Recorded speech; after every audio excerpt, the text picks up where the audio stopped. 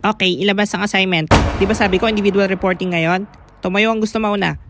Hala ka, may assignment pala. Ay, walang gustong mauna. Sige, magtatawag ako. Brando, stand up. Ha? Naku, paano na to? Ma'am? Basahin ang assignment. Putik, anong gagawin ko? Di ko nga alam na may assignment eh. Ano, ibabagsak na kita o magsasalita ka? Ano po? 5, 4, Tulong, wala ba akong guardian angel? 3, 2, 1.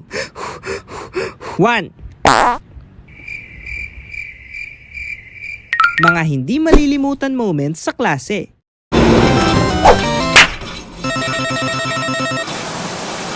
Naalala mo pa ba ang unang pagpasok mo sa school noong grade 1 at kinder ka? Ang unang bagsak mo sa quiz at exam. Yung masasayang moments nyo nung mga tropa mo. At kung ano-ano pang kwelang nangyari sa'yo sa buong yugto ng pag-aaral mo. Siguro naman hanggang ngayon hindi mo pa rin nakakalimutan yung mga nangyari sa'yo sa school. No, sir! Siyempre, parte yan ng pagiging estudyante. Mga life experiences, kalokohan, katatawanan, at yung iba naman sad moments. At kung nag-aaral ka pa ngayon, sigurado akong marami ka pang may experience at may encounter. At yan ang pag-uusapan natin sa video na ito. Moment number 1. Naalala mo pa ba yung kaklase mong nananapak? Hindi pisikal pero yung amoy.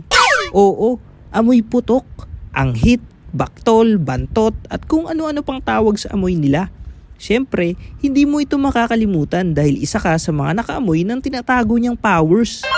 Yung tipong kahit ang ganda-ganda ng panahon sinisira nila at tatabi pa sila sa'yo para i-share ang amoy nila. Ang init naman, be paupo nga, sira yung electric fan dun Sige lang be. 1 minute later. Ano yun? Ba't amoy daga? Ang alin be? Shems, amoy putok ka be.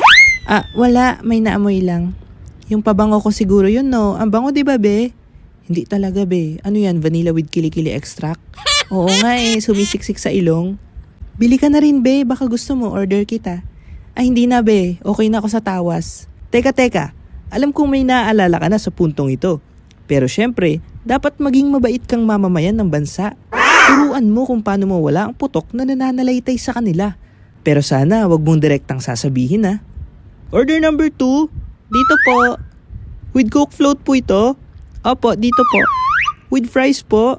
Opo, dito po. Be, tama na hep hooray, sumusugat na sa ilong yung amoy. Ano be? Wala be, gusto mo shopping tayo mamaya? Ano naman bibili natin? Wala lang, pang makeup ganun or deodorant. Ha? Bakit naman? Parang medyo lumalakas yung chakra natin Sinaraw to ba yung kilikili mo be? Moment number 2. Naalala mo pa ba yung unang beses na nagka-crush ka? Puno ng kilig moments, cute moments, kaba at excitement. Paano naman yung unang busted kay crush? Yung sinabi niyang hindi talaga kayo pwede at hindi kayo fit sa isa't isa. Alam kong mangiyak-ngiyak kang umuwi ng bahay noon dahil lang binasted ka niya. At isa yon sa mga hindi mo malilimutan hanggang pagtanda. Aamin na ako, matagal na kasi kitang gusto nung high school pa lang tayo. Gusto sana kitang tanungin kung pwede bang manligaw.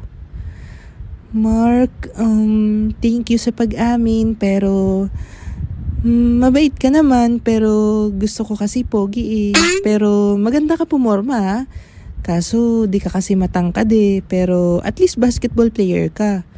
Kaso di ka naman magaling pero at least matalino ka Kaso di ka naman honor student pero at least good boy ka Kaso, teka nga, pwede mo sabihin mo na lang na ayaw mo. Parang binabash mo pa ako langya ka.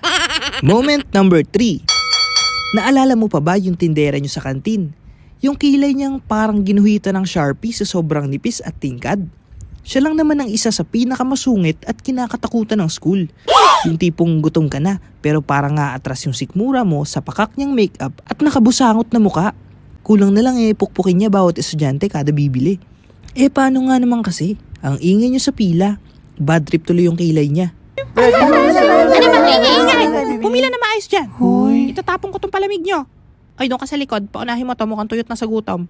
Ate, may palamig po. Ay, di mo nakikita to, be? Ano to, timba? Maldita yarn. Pabili po. Ilan? Isa lang po. Ay, wala akong barya dyan. Ang aga-aga 100 ibibigay mo, tapos palamig lang bibilhin mo. Ano ako palitan ng pera? Alis. Sungit mo naman, te. Talaga. Ate, pwede pa bili? Malamang bibili ka, alangan utang ka. Ay, sorry po. Isa pong burger. O, ito. Ate, ba't walang sauce? Ay, nag-inarte ka pa. Gusto mo ikaw ipalamang ko dyan? Yung bayad mo, sa'yo na lang ba yun? Hindi ko rin mawari kung bakit ang sungit-sungit nila araw-araw. Yung totoo, galit ba sila sa trabaho nila? Moment number 4. Ito ang alam kong hindi mo malilimutan. Ang unang cutting mo at unang bulakbol.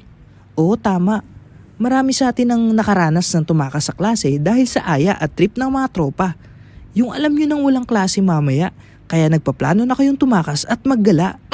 Kahit yata umabot pa kayo ng Mindanao, wapakels at carry lang.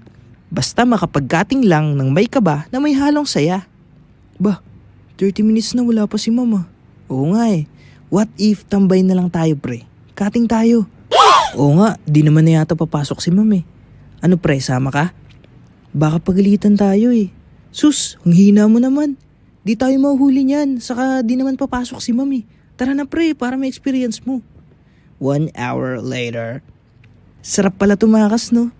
Oo, masaya talaga. Ano, bukas ulit? Boring naman subject bukas eh. Sige, tara. Hoy, ba't nasa labas kayo? Wala pa uwian na. Wala Sarge. Nag-ano lang. Nag-ano? Nagpa-practice. Pangarap namin maging kagaya mo eh. Talaga ha? Sige, pangarap ko rin magpa-guidance eh. Sumama kayo sa akin. Ha? Nakakatamad naman. Be, punta kaya tayo sa mall. Lakas ang tama mo, te. May last subject pa. Ano naman, di naman nila alam na aalis tayo eh. Tsaka wala naman si ma'am. Sige. Bayad po, 2 estudyante, SM. Natatakot ako, be. First time ko pa naman. Hindi yan, wala naman makakapansin eh. Paano pag meron?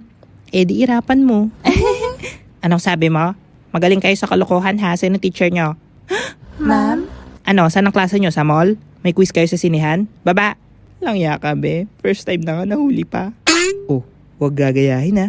Hindi ibig sabihin na gagawin mo na rin ito para lang maging astig ka sa paningin ng iba. Baka tuktukan ka ng teacher mo niyan. At moment number 5, hindi ako naniniwalang hindi mo pa ito naranasan. Ang makatae o magkaroon ng kaklaseng nakatae sa room. What? Pasintabi po sa mga kumakain dyan ha. Hindi ko rin alam kung bakit napagdaanan ng lahat ng estudyante ito eh. Wala namang subject na dumumi sa gantong oras, di ba? Pero bakit? Alam kong may naalala ka kung sino ang bumingo dati sa karanasang ito. Dahil kahit ikaw pa ang first owner sa room, yung nakatae pa rin ang maaalala ng mga kaklase mo. Ano ba yan? Ilayo nyo nga yung electric fan sa akin. Lo, ang init kaya. Dito na lang sa akin. Be, pwedeng makahiram na. Ano? Sungit mo naman, be. Ang baho. Ano yun? Amoy utot. Itain mo na yan, girl. May galit ka ba sa amin? Nanununtok yung amoy. Ma'am, ang baho talaga. Quiet. Anong amoy yon? Ma'am, dito banda ang baho. Dito kay Elsa ang baho, amoy tae. Be, nakaigit ka ba? Satin-satin lang. Gusto mo suntukin kita? Okay, class. Stand up lahat. Baka may nakatapak ng dumi sa inyo, ha? Ma'am, wala po.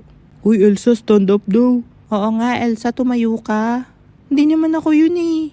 Kaya nga, stand up daw. Kung di ikaw yun, tatayo ka syempre. Hindi nga ako yun. Ba't nakatingin kayo sa akin?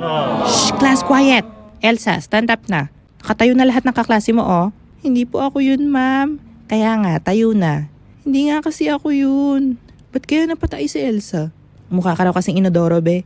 Elsa, tumayo na. Hindi nga po ako yun, ma'am. Elsa! Ma'am, may tayo yung palda niya. At yan lamang ang mga di malilimutang moments at tao na makikita at mararanasan natin sa paaralan. Huwag seseryosohin at gagayahin ha. Comment mo rin yung iba pang napapansin mo para makita at mabasa ng iba. Pero bago ang lahat, subscribe ka muna sa aking YouTube channel para sa iba pang skolokohan moments. Shoutout nga pala kina Marian Rose Desendario, Val Ramos, Vincent John Palomo, Eman Benaya, Jana Marquez, Erson Melanes Cubral, at episodes. Subscribe din kayo sa kanya. Hanggang dito na lang muna ha. Ikaw, ano yung hindi mo makakalimutan sa school?